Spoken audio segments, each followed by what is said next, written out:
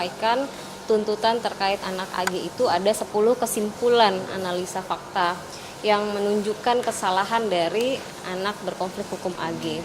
Sehingga kami melihat dalam penyampaian nota pembelaan pledoinya kuasa hukum AG hari ini itu cukup rapuh dan tidak kuat, tidak mampu membuktikan terkait analisa yuridis maupun analisa fakta yang mampu membantah fakta-fakta atau kesimpulan yang telah disampaikan oleh jaksa penuntut umum kemarin.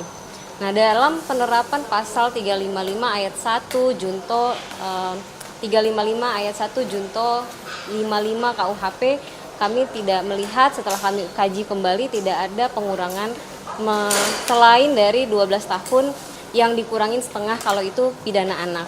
Sehingga kami berharap nanti putusan majelis hakim akan memberikan vonis yang sangat maksimal di atas dari tuntutan jaksa penuntut umum.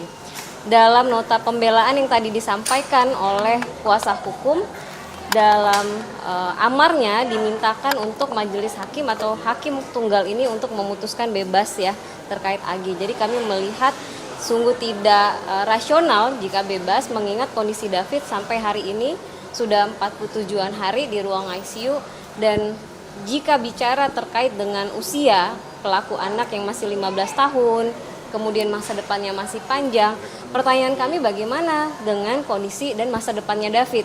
Yang mana yang merusak atau menghancurkan semua masa depan, cita-cita itu adalah pelaku anak dan pelaku yang lain.